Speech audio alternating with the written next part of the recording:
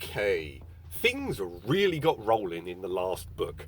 Horus got poisoned, Erebus projected through the warp and wore a Sir Janus disguise to convince him the Emperor is seeking godhood and is then out of here. Magnus tried to counter this, but clearly failed because as soon as Horus is back on his feet, he has Carcassy, Petronella and Varvarus killed. Meanwhile, Cinderman accidentally summoned a demon from the Book of Lorgar, and Euphrates blasted it out of reality with her newfound faith in the Emperor, and then fell into a coma. And we ended with Horus gathering the Emperor's children, the World Eaters and the Death Guard, to join the Sons of Horus and head for the Istvan system. So in we go, Galaxy in Flames!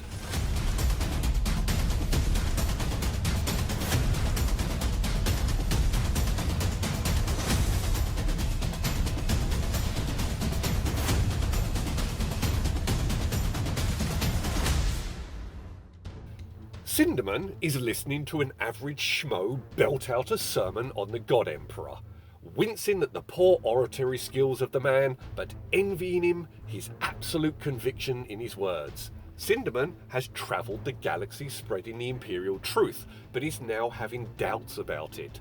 So he envies the guy's purity, his conviction, even his innocence. He hasn't become jaded or doubtful like Cinderman has. I mean, I get it. It was in the happiness hypothesis by Jonathan Haidt that surveys revealed that people from a religious community tended to have some of the highest happiness levels because they believed in something bigger than themselves, that there were strictures to follow that resulted in rewards, but more importantly, they were part of a tribe, part of a group, part of a community that had their back. There was a safety net. There were people to talk things out with.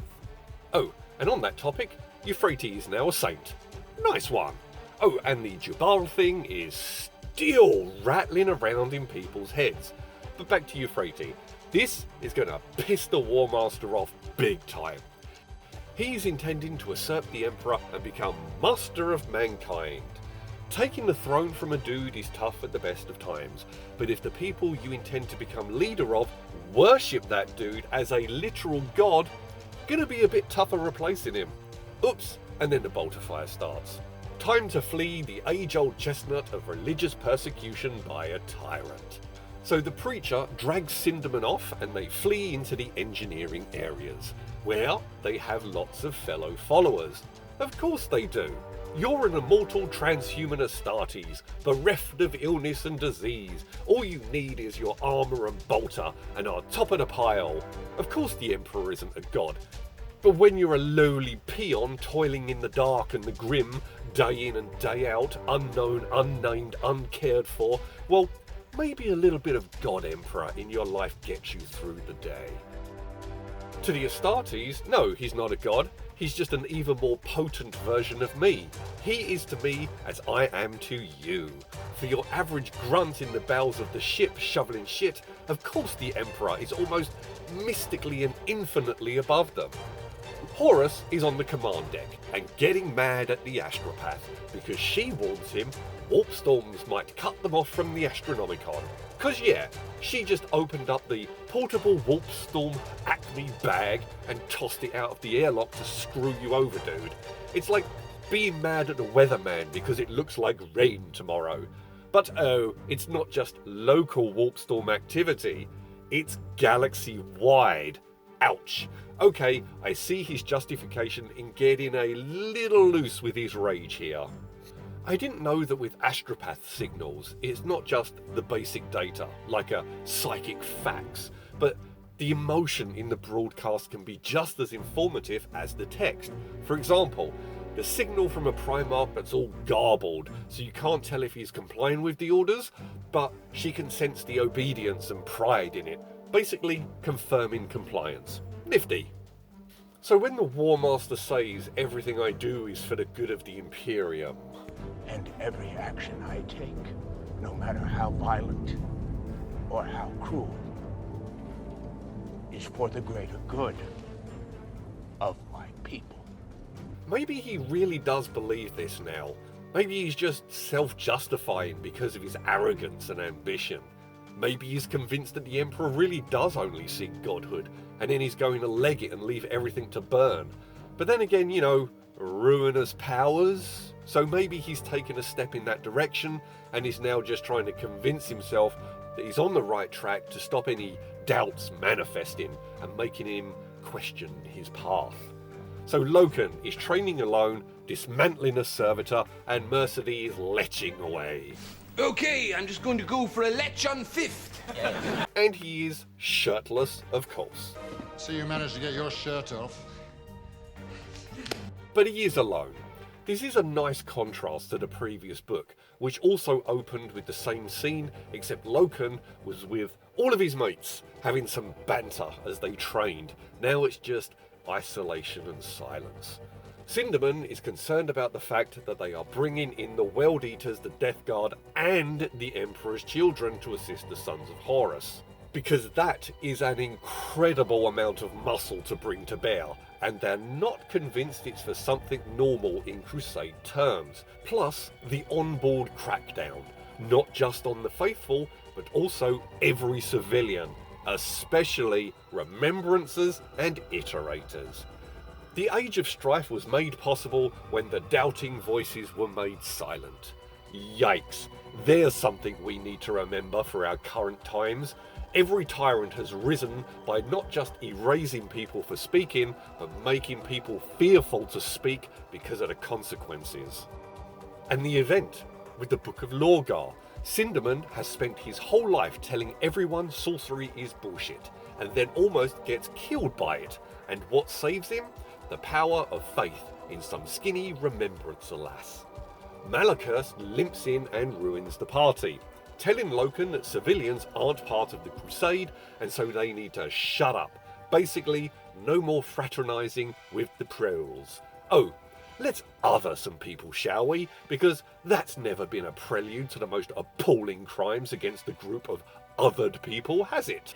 Dude, what the hell is happening to the Astartes? Is their pride being warped into arrogance and then into a sense of ultra-superiority to mere humans? Well, they did squish them rather casually on that embarkation deck, so it's not exactly without precedence to back that notion up. Imperial Guard come in, worryingly free of any identification or insignia, and Magard is there as well. Malachus makes sure to step in the way and stop Loken doing anything, as they rather roughly drag the civilians off and back to their quarters. At the last moment, Sinderman tells Loken to read the Chronicles of Ursh. Okay, no idea what that is, intrigued to find out. So then, we're on a DS9 type place that was taken over by orcs. The Emperor's children have stormed in and wiped them out completely in their usual perfect manner. Fulgrim shows up, and there are some weird fawning descriptions that, well, maybe because I know they turn to Slanesh, but the flattery of Fulgrim's physique and looks, they do stray just a little out of adoration and more than a little towards attraction. But Rylanor is there. Man, when I heard that String Storm song, I was blown away. I must have listened to it a dozen more times since then. He's a dreadnought here, so I guess we'll never get to see him as a normal, unchopped up person. Sinderman is confined to quarters, and a tablet writes all by itself, "She needs you." And he has a vision of the War Master in black plate, with his evil red glow coming from within his armour, and lightning claws, and then an image of an angelic Euphrates lying helpless and comatose. Dude, did he just get a sign from the Emperor to protect the saint? Actually, no, that can't be, because that would mean that the Emperor is aware of Horus's budding treachery. So where's this coming from? So anyway, Sinderman tries to blag his way to the medical deck. The two guards posted outside tell him to get bent, but he plays the doddering grandfather routine and successfully gets the permission slip to go there. He smiles to himself, but ponders how far he has fallen from persuading entire worlds to, well, this. Sinderman, mate, go easy on yourself. Back then you were top dog, the voice of the crusade. Now you are literally in danger from the War Master. Everyone has been turned against you. The entire system on board is poised to take you out, and you're blagging your way through to help a saint that is likely the biggest spanner in the works for Horus. I think you are doing just grand. The Vengeful Spirit has been repainted to the new chapter colours. Yikes, that must have taken some serious amount of paint. I mean, where did it all come from? Anyway, it reminds me of the opening of Red Dwarf, the sheer enormity of this task. All the flagships for the 4 chapters translate into real space. The flagship for the Death Guard, the flagship for the Emperor's Children, and the big Grim Conqueror flagship of the World Eaters. Loken and that are in the ship's trophy room. Hundreds of them, most gathered during the time when the Emperor and Horus fought side by side. Okay, now I'm back in Doubtland. Because Horus has spent years and years, day in and day out with the Emperor, been part of every conversation and plan, and Erebus, in disguise, being deceitful, just says, that was all bullshit, and Horus is just like, oh, really? Wow, okay then. Khan from the World Eaters shows up. He's Angron's equerry, and they have some banter about how the World Eaters massacre. But that's what they're best at, and so they take pride in it. They revel in it. Doing what other chapters don't have the guts to do. I mean, boy ain't lying. I mean, earlier, pointing out that war is cruel, but the crueler it is, the quicker it's over with. So just, pull the band-aid off in one go. I can kind of see the logic.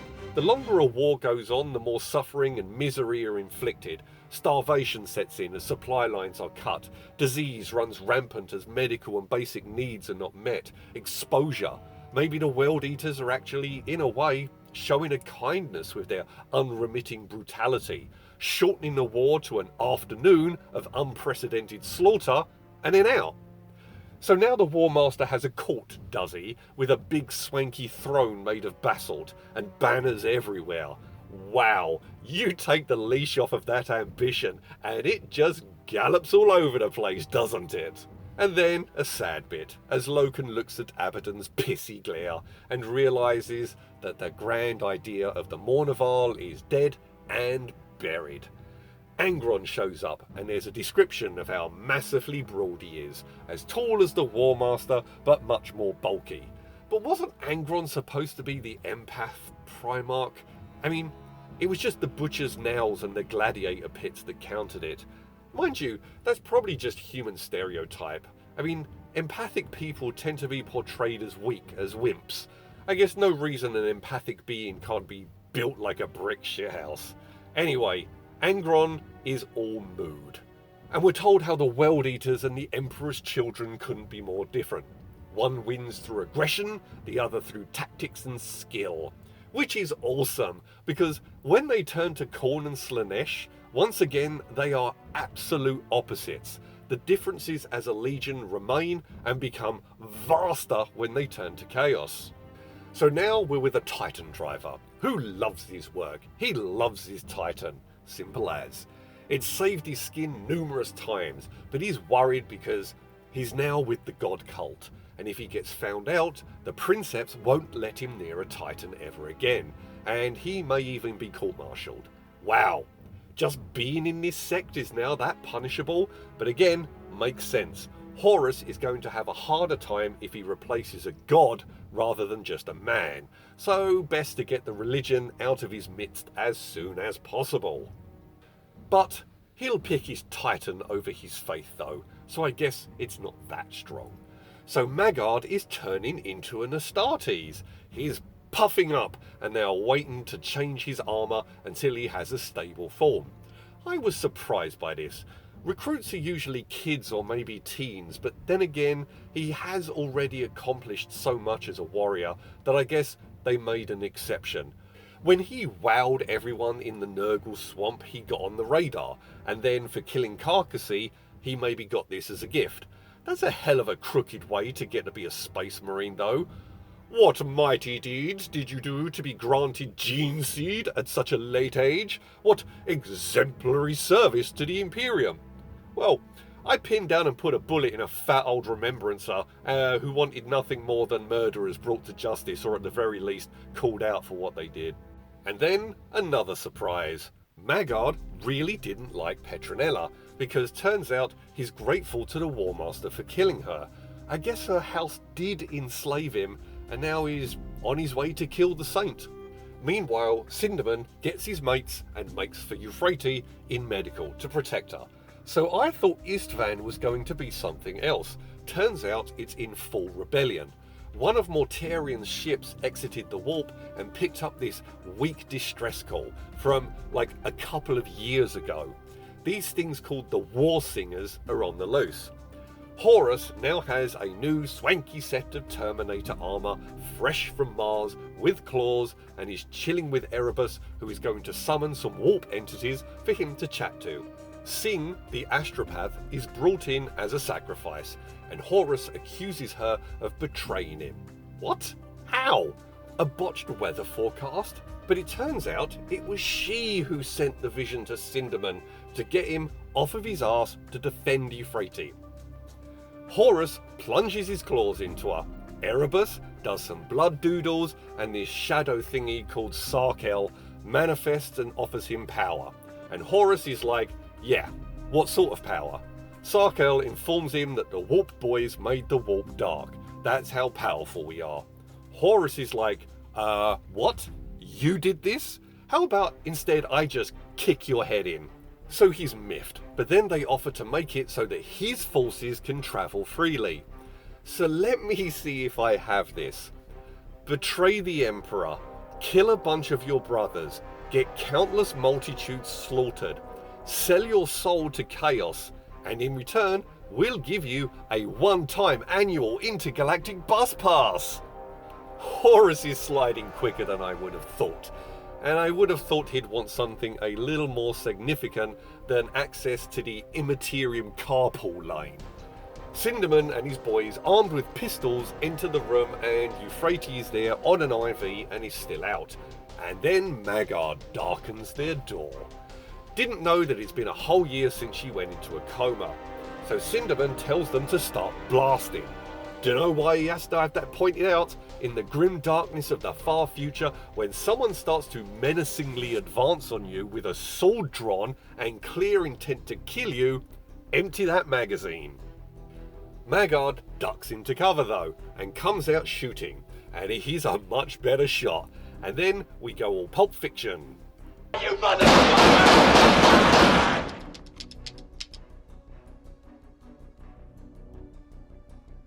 Everyone thinks they're hit, but then they look and the bullets are stopped in the air, so maybe it's more Matrix style. Anyway, Maggard is also frozen, and they grab Euphrates and leg it. And they don't kill Maggard. Sigh. God, that annoys me. Every time I hear the, "No, don't kill them, we'll only make a martyr of them." Just once I wish they'd risk it, because almost always the idiot comes back to try and kill you again, and sometimes they succeed. As they're walking past, put the pistol to the back of Maggard's noodle and...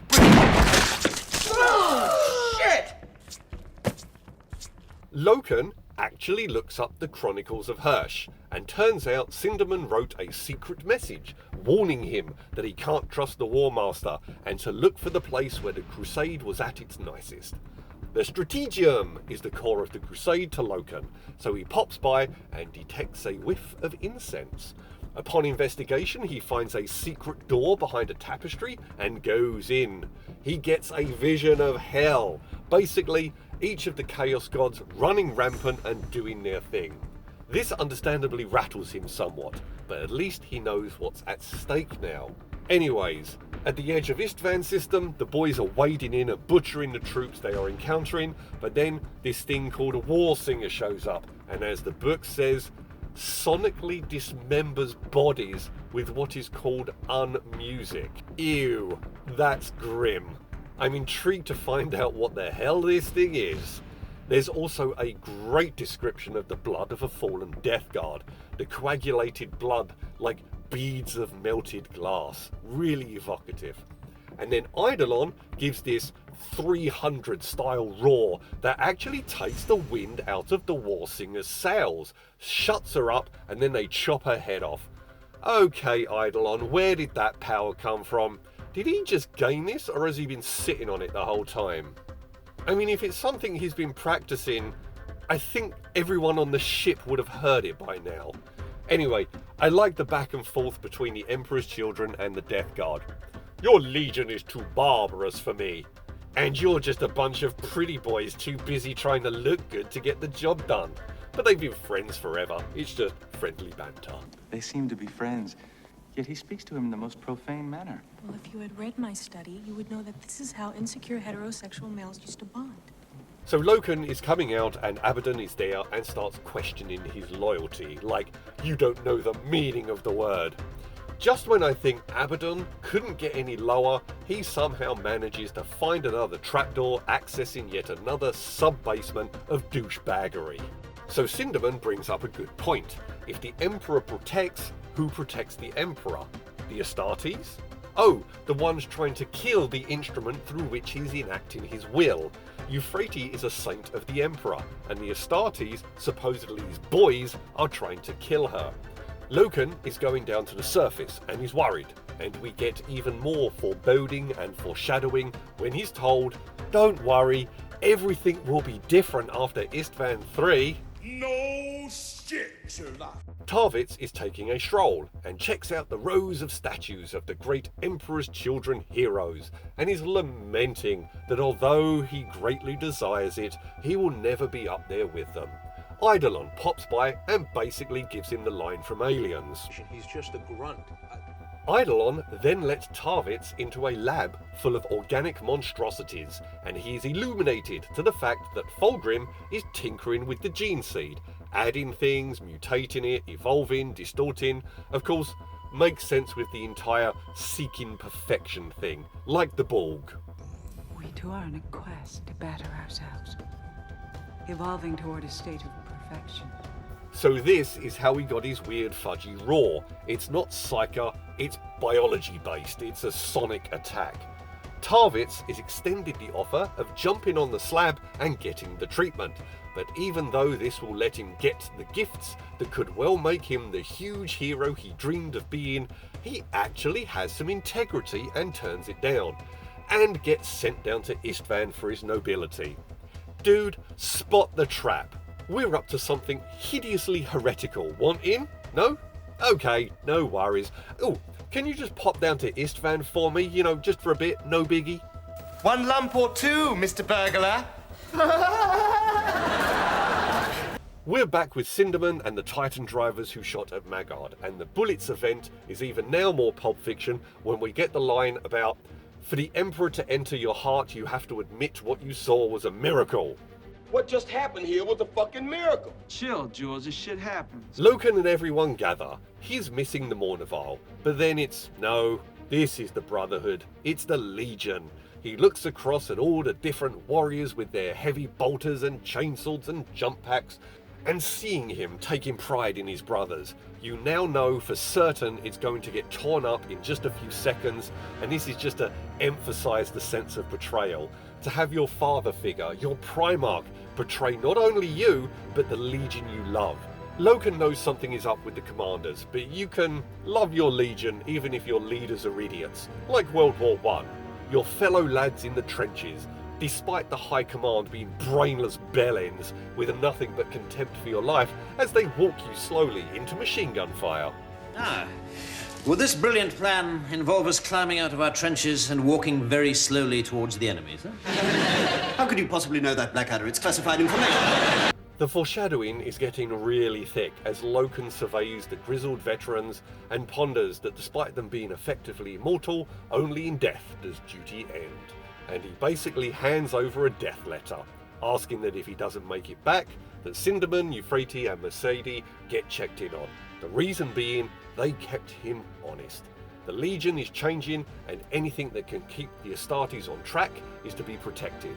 You can practically see the Grim Reaper strolling in. The Emperor's children celebrate victory before it occurs, because it is just that assured. What are they, the gang from Mystery Men? bring the brewskis? Yes, of course, you may absolutely bring some brewskis.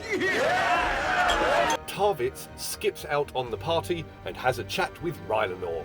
There's a fun bit where you wonder if his Vox unit is messed up, but it's actually him just laughing. It's just that much of a weird noise.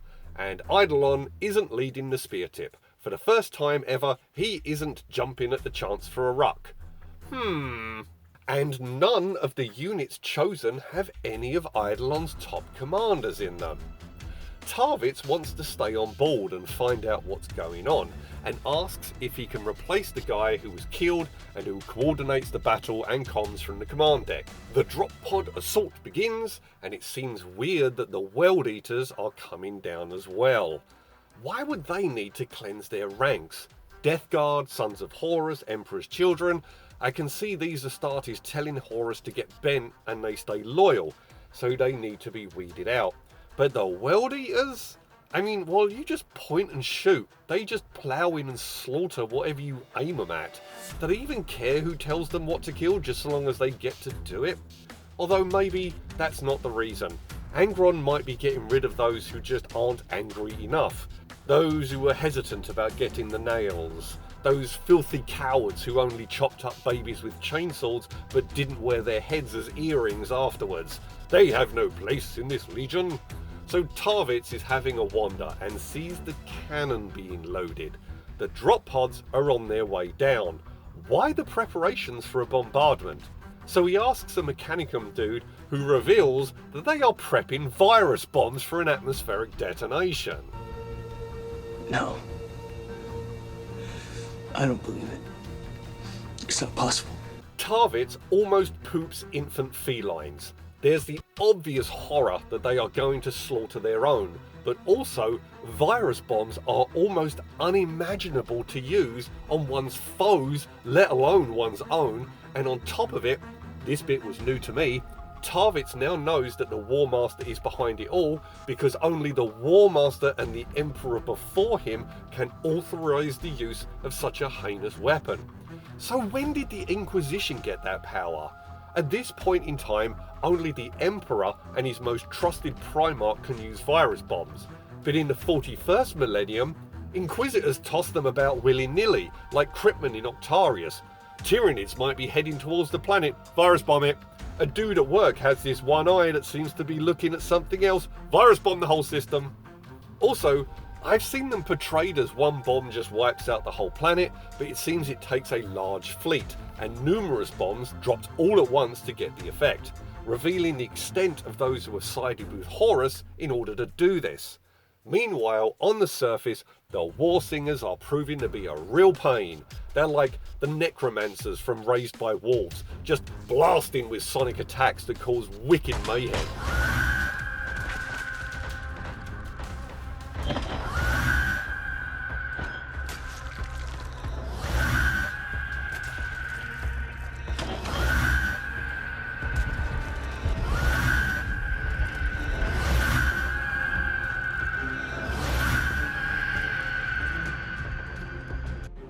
Tarvitz steals the Thunderhawk and makes a run for the surface because Vox channels have been blocked. On the bridge, we have misjudged him. We thought he would be useful, but he thinks he's a damn hero. He just stole a ship and is making a mad dash under overwhelming fire and hideous odds to warn everyone he swore an oath to of treason from their chaos-corrupted own. Why yes, I do believe hero does fit the bill rather nicely. So in the bowels of the ship, the boiler-suited lowly workers are helping shield Euphrates and the saintly gang, helping them with food and water and hiding them. It's very biblical, the Pharaoh scouring the land, trying to uncover the chosen one, and the faithful protecting them. A dude asks Mercedes what she needs, clean water and paper for Cinderman. That's a rider right there. Priority 1, paper. After that, I don't know, water, food, air, shelter, I guess, but paper. Paper is what I really need. A bunch of fighters are sent to shoot down Tarvitz. He calls his battle brother on the Eisenstein, a dude he went through hell with as they lost tons of mates, and tells him what's up. He fears that the guy just won't swallow it because the magnitude of this betrayal is just off the scales of reason. but he unleashes a volley, wipes out the fighters, and flees the Istvan system because he knows Horus must have turned some of the Primarchs to this heresy, and there's no way Ferrus Manus or Magnus the Red would be part of such a thing, so he's going to go and get them and bring them back here to get stuck in. Sindaman is now being referred to as the Apostle. Euphrates comes too, screaming, and they get a glimpse of a nightmarish vision. So now they need to warn everybody, and he starts to get ready to give a speech, not just to a big crowd, but via Vox, it will be going out to the whole fleet. Okay, Mr. Iterator, this is your moment. Crank it. He's standing there with the Saint, screws up his notes and decides to wing it, and does quite the job. The Crusade is 2 centuries old and was supposed to bring civilizations back into the fold. But when was the last time we approached the world with anything other than murder as our intent? Boy ain't lying. So far, every meeting, the fleet has come in locked and loaded, with bolters cocked and chainswords roaring. No wonder they don't think this is a benevolent, welcome back to the Imperium, we missed you kind of affair. Martial pride has corrupted the intentions and true purpose of the Crusade. Lucius is face to face with the arch traitor, who says he's privy to the song of the galaxy and he's here to stop the Crusade before it ruins everything. But Lucius lets him know that they'll never stop coming and you'll eventually be overwhelmed, and he kills him. So the Emperor's children and sons of Horus have been taking serious losses against this weird, super agile elite guard with all their sonic weapon whackery. But what have the World Eaters been up to during this? Oh, slaughtering civilians like champs. Horus calls all remembrances to the audience chamber for a big speech to set the record straight. Ooh, are some people about to get spaced? It's obviously a trap, but Euphrates insists they go. They're going to be hunted down anyway, but they need to see something to see how corrupted the War Master actually is before they run. Back in the battle, the Princeps of the Jumbo Titan suddenly tells them to go airtight, shut everything down, seal it all up. The crew are baffled because the Death Guard are down there in the trenches slugging it out with the rebels. But if the Princeps knows about the virus bombing, why are they down there in the first place? I thought this was just to get rid of all the loyalists. The Princeps is on Horus's side. Why are they down here in jeopardy? I guess it would have been too much of a warning sign that something was up if the Titans weren't coming down with the rest of the Astartes, and they can button up and ride this thing out. Back with the fleet, the War Master is telling them all, with a rather worryingly sizable contingent of Astartes, that they wanted to see war. Well, this is it, and he feeds video from the surface and with all the gore and stuff. And then the virus bombing begins. So Euphrates was right to have them all standing here seeing Horus virus bomb his own troops just for funsies. Well, you don't get a more convincing illustration that he's turned evil than that, and it'll remove all doubt from every remembrancer. Not entirely sure what Horus is trying to accomplish here with this. You know, you wanted to see war. See how brutal it is? My own men getting killed by me. You don't look hero, you look Casanova Frankenstein. I killed my own men. Tarvitz is convincing World Eaters to seek cover, and then the bombs start detonating in the atmosphere. And one of the grossest descriptions I've heard. Turning flesh into rancid meat within minutes of exposure, leaving little but sloshing suits of rotted armour. Ew. So as the virus bombing unfolds visually for the remembrancers, the Scooby Gang decide to leave. Euphrates starts to take the lead and is delivering them straight towards the Astartes. Sindaman is like, Saint, are we okay in the noodle? But it's actually Khan, the one Loken asked to look after this very specific trio. Euphrates knows more of his soul due to her saintly powers and easily sways him to help out. He tells the guards to get the hell out of his way, and off they go. Rylanor's seals are a bit more beefy and the virus can't get in, so he gets to just stand there and pose on a building as everyone melts before him, and contemplate all the ways he's going to use Fulgrim's intestines to make balloon animals out of. The World Eaters are in a bunker, and are getting antsy because they haven't slaughtered a helpless chump in at least 3 minutes. Also, they are pissed because they are always supposed to go further than the enemy. They charge you, you charge back. They kill your warriors, you flatten their cities. Basically the untouchables. He pulls a knife, you pull a gun. He sends one of yours to the hospital, you send one of his to the morgue. And as far as they know, it was the Isvanians who virus bombed them and so totally outdid them. Horus says the crusade is over, it's going to be done in the way it was meant to be, and they have been betrayed by the Emperor. Also, we have no need for the likes of you. Uh-oh. And then the Astartes open up with Bolter and wade in with Chainsword. The virus is burning itself out, but Tarvitz gets everyone to hold position because there's a second stage on the way. The War Master opens up from orbit, setting fire to everything including the atmosphere. The guys in the Titan feel the temperature rising and rising and fear they are about to get cooked. But these are tough old birds, and they survive the inferno. As soon as they do, the Princeps is all, get the weapons ready, get the guns ready as soon as possible. But why? The only survivors are a few Astartes. Did I stutter? The World Eaters start to emerge. They tried to kill us all and failed, and now we will make them pay.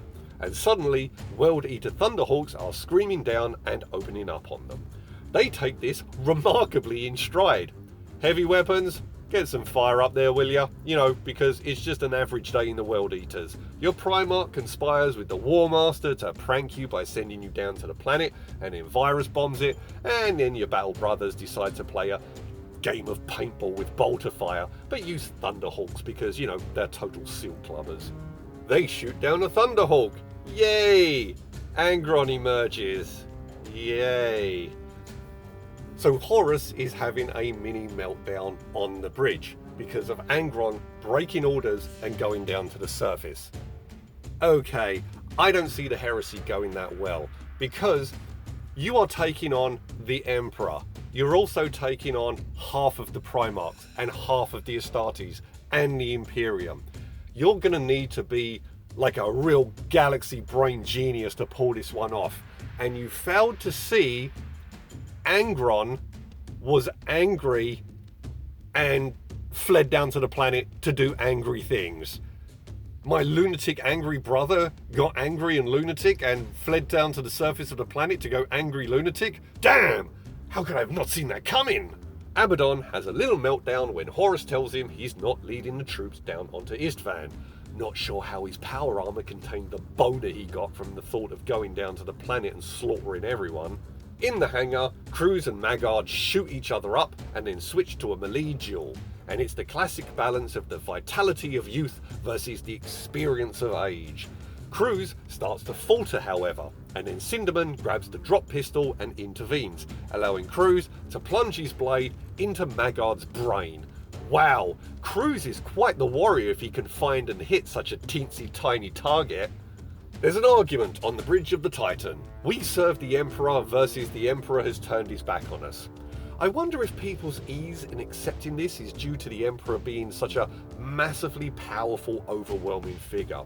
When your boss goes on vacation, you barely notice.